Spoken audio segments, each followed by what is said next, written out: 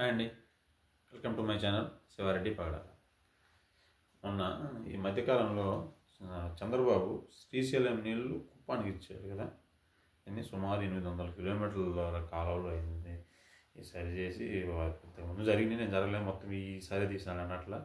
సరే, ఏది ఏమైనా కానీ అప్పుడు కాస్త తీసినా కానీ ఆ మిగిలిన పనులన్నీ బాగా స్పీడ్గా ఫాస్ట్ ట్రాక్లో విధానంలో చేసేసి మొత్తానికైతే కుప్పానికి నీళ్ళు ఇచ్చాడు. వాళ్ళందరూ హ్యాపీ, మంచిగా జలహారతులు పట్టుకున్నారు.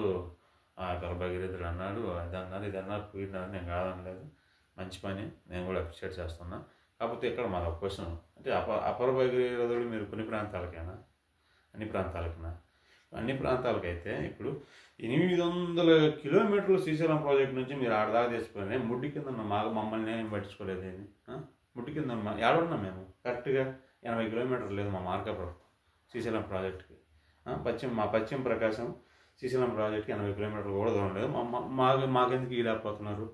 ఇప్పుడు ఒక పార్టీ వాళ్ళు అంటారు 30 ఏళ్ళ క్రితం మా నాయకుడే దానికి శంకుస్థాపన చేసినారని, ఇంకొక పార్టీ వాళ్ళు అంటారు మా నాయకుడే అక్కడ ఉండే కాలువలు తీపించినారని, ఇంకొక పార్టీ వాళ్ళు అంటారు మా నాయకుడే ఆ సొరంగాలు ఇంత పర్సెంటేజ్ మేము సొరంగాలు తీపించాం, ఇంత పర్సెంటేజ్ సొరంగాలు తీపించాం అని ఇంకొక పార్టీ వాళ్ళు అంటారు. ఇంకొక పార్టీ వాళ్ళు అంటారు వాళ్ళైతే ఇంకా దుర్మార్గం ఉంది, ఏం చేయకుండా అంతా చేయించామని చిల్లపలకాలు వేపించుకొని చప్పట్లు కొట్టించుకొని పోయినారు.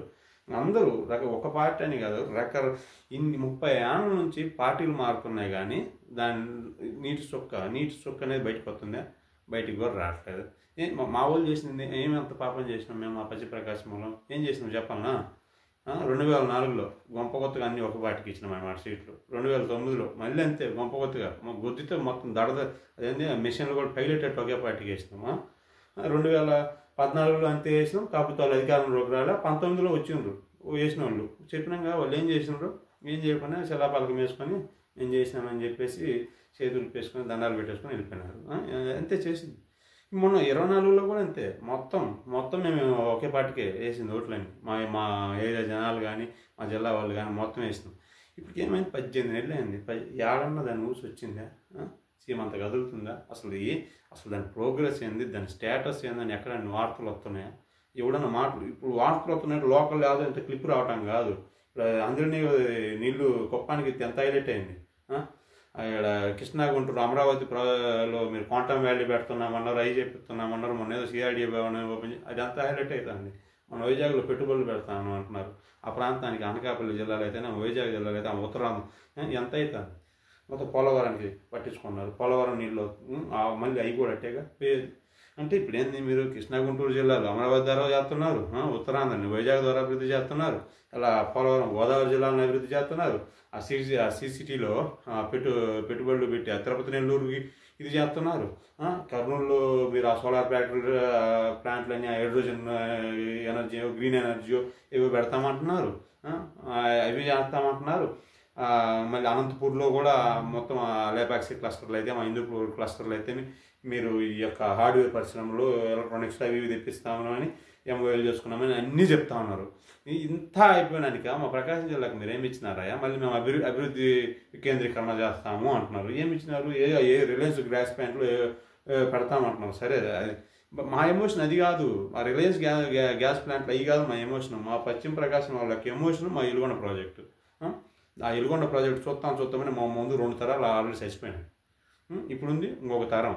ఆ తరం అన్న కనీసం చూసి వద్దాం అనుకుంటున్నారు. వాళ్ళు కూడా చచ్చినట్టుగా మీరు ఇచ్చిన వేస్టే, చచ్చిపోయిన పేషెంట్కి ట్రీట్మెంట్ చేసినట్టు లేక. ఎందుకంటే వాళ్ళే ఇప్పుడు వ్యవసాయం చేసి కష్టపడి ఈ కరెంట్ ఉన్నా లేకపోయినా మరీ ఎండాకాలంగానైతే అది ఒక బకెట్ నీళ్లు నిండటానికి బోర్లలో నుంచి 2 నిమిషాలు బట్టి అంత టైం పడుతుంది ఒక బకెట్ నీళ్ళు నిండటానికి. అట్లాంటి నీళ్ళతోటి కూడా వాళ్ళు నెలలు ఎకరాలు జరుపుకుంటారా ఎండాకాలం? మళ్ళీ మీరు ఇచ్చే బోడి 3-4 గంటల కరెంట్కి పగులు రెయ్యి అంత లెక్కలో పోయి అంత కరువు ఉంటుంది. కొన్నిసార్లు అయితే మాకు తాగటానికి కూడా ఉండవు నీళ్లు. అట్లాంటి కరువు పరిస్థితులు ఉంటాయి అన్నమాట మా ఏరియాలో. అన్నీ చూసి వాళ్ళు సరేలే మనం వీళ్ళు సేకరి చేయాలని చదివించి మమ్మల్ని కార్పొరేట్ కూలీలకు పంపించారు. ఇప్పుడున్న చివరి జనరేషన్ వాళ్ళేనమాట. ఆ ప్రాజెక్టు నీళ్లు కానీ మీరు వదిలితే శుభ్రంగా ఆనందపడి నీళ్ళు ఇచ్చిండ వ్యాపార భగీరథుడు అది ఇదని మీకు ట్యాగ్ ఇచ్చే మనుషులు వాళ్ళు పోయినానికి మీరు నీళ్ళు ఇచ్చినా వేస్టే. తర్వాత కార్పొరేట్లు ఎవరు ఆ వ్యవసాయంలో దిగి వాళ్ళు దున్నుకోవడం తప్ప ఎందుకు పనికిరాదు. ఎందుకంటే మేము అందరం కార్పొరేట్లు కూలీలు అయిపోయినాం కదా. వాళ్ళే కదా ఉంది చివరి జనరేషన్. వాళ్ళు ఏదన్నా మీరు ఆ ప్రాజెక్ట్ పూర్తి చేసి నీళ్ళు ఇవ్వాలనుకుంటే ఆ జనరేషన్ ఉన్నప్పుడు ఇవ్వండి, వాళ్ళ కళల్లో ఆనందం చూడండి. వాళ్ళు పోయినానికి ఇచ్చిందనుకో వేస్టే, చెప్తేనే చచ్చిపోయిన పేషెంట్ ట్రీట్మెంట్ చేసిన లెక్కనే ఉంటుంది, కానీ అంతకుమించి ఉపయోగం ఏముండదు. దయచేసి మా అభ్యర్థన మీరు విని దానికి త్వరితగతిన పూర్తి చేసి మా యొక్క ఎమోషన్ని కన్సిడర్ చేయండి ప్లీజ్.